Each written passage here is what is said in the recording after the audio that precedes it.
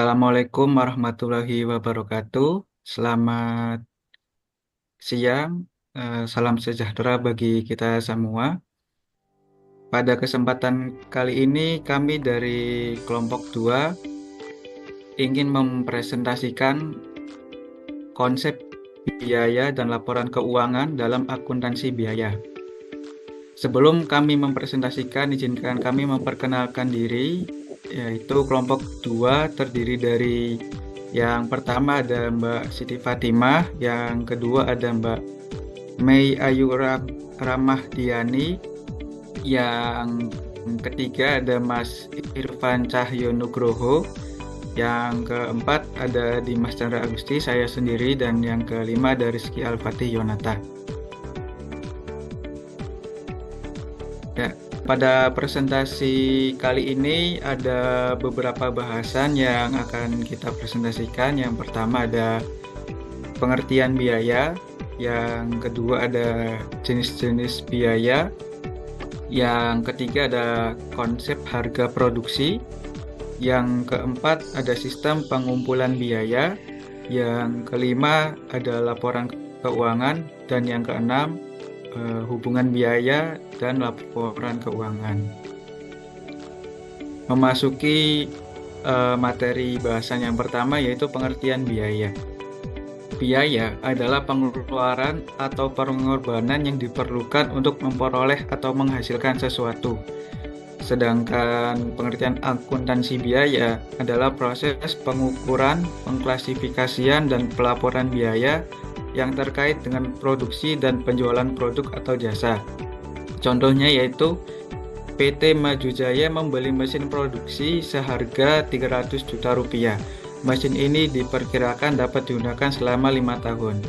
Adapun pentingnya akuntansi biaya, yang pertama mengontrol biaya operasional, tentunya sesuai dengan kondisi perusahaan atau sesuai dengan pesanan yang ada. Yang kedua yaitu membantu dalam pengambilan keputusan keuangan yang lebih baik. Materi yang kedua yaitu jenis-jenis biaya.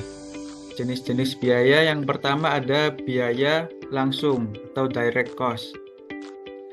Biaya langsung adalah biaya yang diidentifikasi dan dialokasikan secara langsung ke produk atau jasa tertentu. Artinya, biaya ini memiliki hubungan yang jelas dan langsung dengan proses produksi atau penyediaan jasa. Contohnya adalah biaya bahan baku langsung seperti kayu untuk pembuatan mebel dan tenaga kerja langsung seperti upah pekerja yang merakit produk tersebut. Yang kedua ada biaya tidak langsung, indirect cost, yaitu biaya yang tidak dapat diidentifikasi atau dialokasi secara langsung ke produk jasa atau barang. Biaya jasa tertentu. Biaya ini biasanya terkait dengan aktivitas pendukung dalam proses produksi atau penyediaan jasa. Contohnya adalah biaya overhead pabrik seperti biaya listrik, biaya pemeliharaan mesin, dan biaya sewa gedung pabrik. Selanjutnya yaitu ada biaya variabel atau variable cost. Biaya variabel adalah biaya yang jumlahnya berubah sebanding dengan perubahan volume produksi atau aktivitas. Semakin tinggi volume produksi, semakin besar pula biaya variabel yang dikeluarkan. Contohnya adalah biaya bahan baku, yaitu semakin banyak produk yang diproduksi, semakin banyak pula bahan baku yang dibutuhkan. Selain itu ada biaya tenaga kerja langsung. Yaitu semakin banyak produk yang diproduksi, semakin banyak pula jam kerja yang dibutuhkan. Kemudian, biaya yang selanjutnya ada biaya tetap atau fixed cost, yaitu biaya yang jumlahnya tetap atau tidak berubah dalam kisaran volume produksi atau aktivitas tertentu. Biaya ini tidak dipengaruhi oleh perubahan volume produksi. Contohnya adalah biaya sewa gedung, biaya gaji tetap karyawan, dan biaya asuransi. Yang terakhir ada biaya semi variabel atau semi variable cost, yaitu biaya yang memiliki unsur biaya tetap dan biaya variabel. Artinya, sebagian biaya bersifat tetap dan sebagian lagi berubah sesuai dengan volume produksi atau aktivitas. Contohnya adalah biaya listrik. Terdapat biaya beban tetap dan biaya pemakaian KWH. Selain itu ada biaya telepon. Terdapat biaya abonemen tetap dan biaya pulsa variabel. Bahasan yang selanjutnya yaitu konsep harga pokok produksi. Konsep harga pokok produksi mencakup semua biaya yang dikeluarkan untuk menghasilkan barang atau jasa yang siap untuk dijual atau dipasarkan. HPP ini sangat penting bagi perusahaan karena memberikan gambaran seperti besar biaya yang dibutuhkan untuk memproduksi suatu produk, yang nantinya menjadi dasar penentuan harga jual dan perhitungan keuntungan. Berikut ini adalah rincian dari komponen-komponen harga pokok produksi. Yang pertama itu ada biaya bahan baku langsung atau direct material, yaitu biaya yang terkait langsung dengan bahan baku yang digunakan dalam proses produksi suatu barang. Biaya ini meliputi semua bahan yang akan menjadi bagian dari produk jadi dan bisa langsung dihitung untuk setiap unit produk yang diproduksi. Contohnya, dalam produksi sepatu, kulit, sol, dan tali sepatu adalah bahan baku langsung. Selain itu, dalam produksi roti, tepung, gula, dan ragi adalah bahan baku langsung. Biaya bahan baku langsung ini dapat diperoleh dari pembelian bahan baku yang digunakan dalam periode tertentu. Jumlahnya bisa berbeda tergantung pada volume produksi dan kebutuhan material. Yang kedua yaitu ada biaya tenaga kerja langsung, yaitu biaya yang terkait dengan upah atau gaji pekerja yang terlibat langsung dalam proses produksi. Pekerja yang sudah mengolah bahan baku menjadi produk jadi, seperti operator mesin, buruh pabrik, atau teknisi yang bekerja di lini produksi, termasuk dalam kategori biaya tenaga kerja langsung. Contohnya yaitu pekerja yang merakit produk elektronik, seperti pekerja yang memasang komponen dalam proses produksi televisi. Contoh yang lain yaitu pekerja yang memasak atau mengemas makanan dalam sebuah perusahaan catering. Biaya tenaga kerja langsung dihitung berdasarkan upah yang dibayarkan kepada pekerja yang bekerja secara langsung dalam pembuatan produk tersebut. Dan yang ketiga ada biaya overhead pabrik, yaitu biaya-biaya yang tidak dialokasikan langsung pada produk tertentu, namun dapat diperlukan untuk mendukung proses produksi. Biaya ini mencakup biaya operasional yang diperlukan untuk menjalankan pabrik atau fasilitas produksi, seperti biaya perawatan mesin, biaya listrik, air, bahan bakar, dan sewa pabrik. Overhead pabrik ini dibagi menjadi dua jenis, yaitu biaya tetap dan biaya variabel. Yang dimaksud biaya tetap yaitu biaya yang tidak berubah meskipun jumlah produksinya berubah. Contohnya yaitu sewa pabrik, penyusutan mesin, gaji manajer pabrik. Kemudian yang kedua ada biaya variabel, yaitu biaya yang berubah seiring dengan volume produksi. Contohnya yaitu biaya listrik, biaya bahan bakar, dan biaya bahan pembantu yang digunakan dalam proses produksi. Selanjutnya akan dijelaskan oleh Mbak Mei Ayu. Ya. Untuk selanjutnya adalah perhitungan dari formula harga pokok produksi. Jadi untuk menghitung harga pokok produksi ini, kita menggunakan bahan baku yang ditambah dengan tenaga kerja langsung dan overhead pabrik. Peran dalam laporan keuangan dari harga pokok produksi ini adalah untuk menentukan profitabilitas produk menjadi dasar dalam penentuan harga jual. Kemudian selanjutnya adalah sistem pengumpulan biaya. Dari sistem pengumpulan biaya ini terdapat dua sistem, yaitu job order costing yang merupakan metode untuk menetapkan biaya pembuatan setiap produk yang biasanya dipakai ketika perusahaan akan memproduksi berbagai produk yang berbeda sesuai pesanan. Tujuan dari job order costing ini adalah untuk produk yang dibuat berdasarkan pesanan khusus dan cocok untuk industri seperti percetakan atau pembuatan barang pesanan. Yang kedua adalah proses costing atau metode akuntansi yang digunakan untuk membebankan biaya produksi ke barang yang diproduksi secara massal. Proses costing ini digunakan untuk produk yang dibuat dalam jumlah besar dan seragam, cocok untuk industri seperti manufaktur, makanan, dan minuman. Kemudian materi tentang laporan keuangan.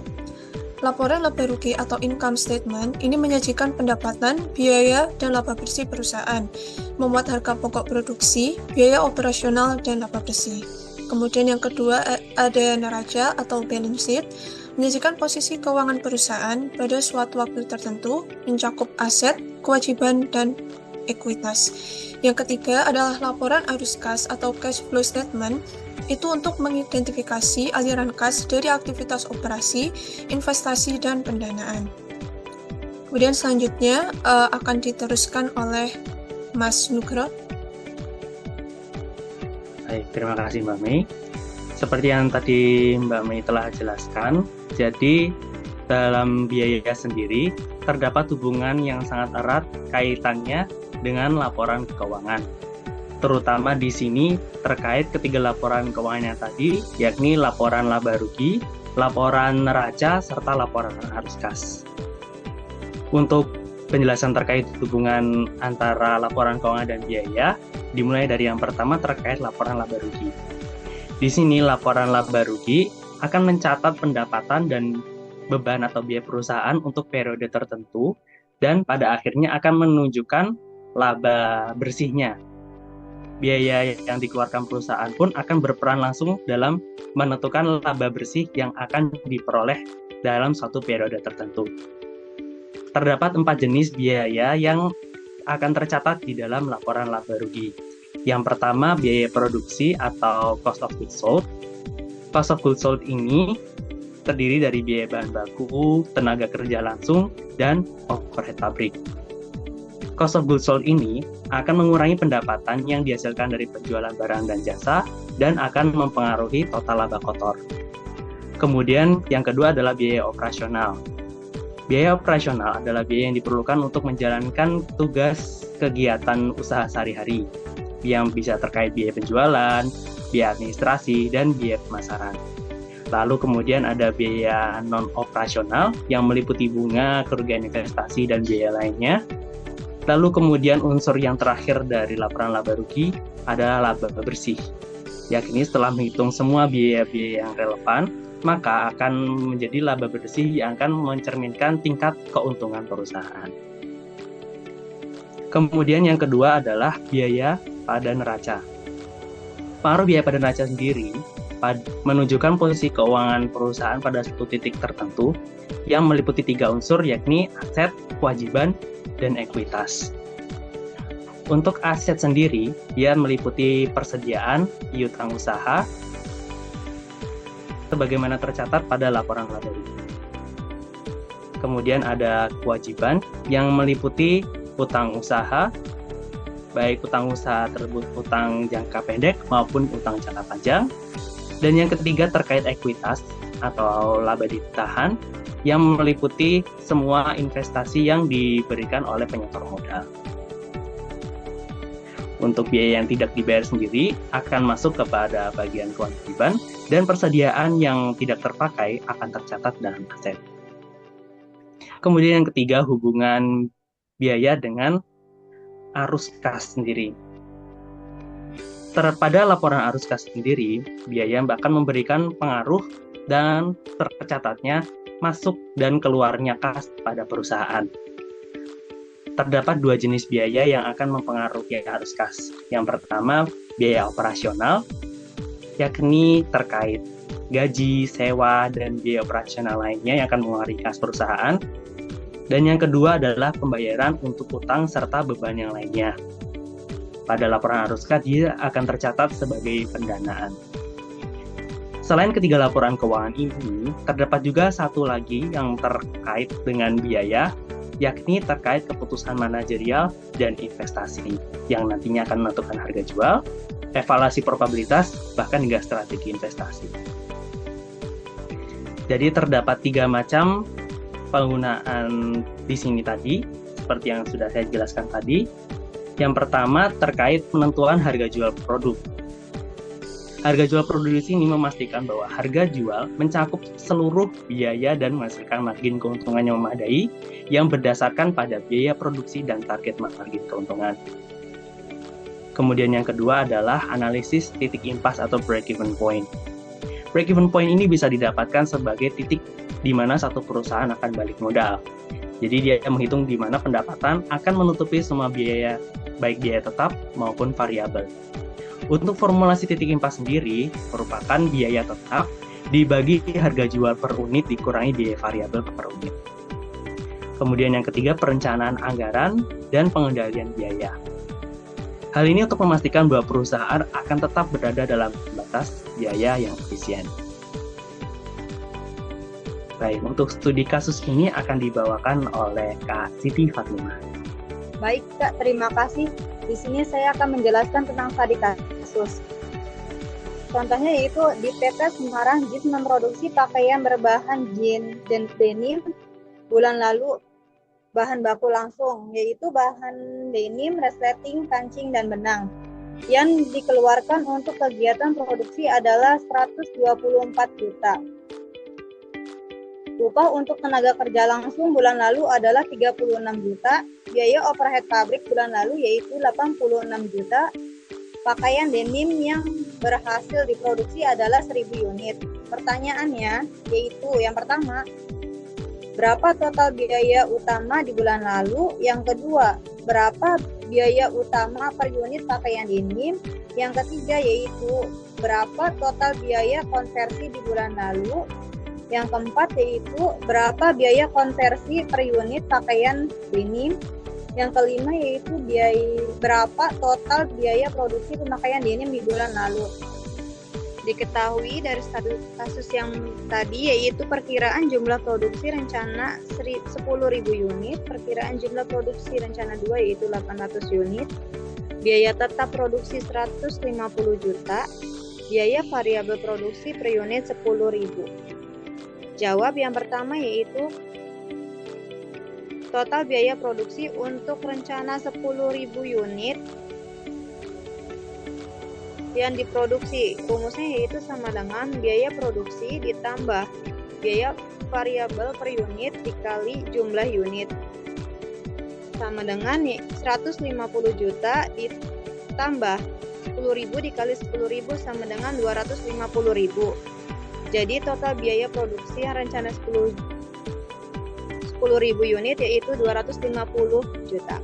Yang kedua yaitu berapa jumlah produk per unit jika 10.000 unit Turki diproduksi.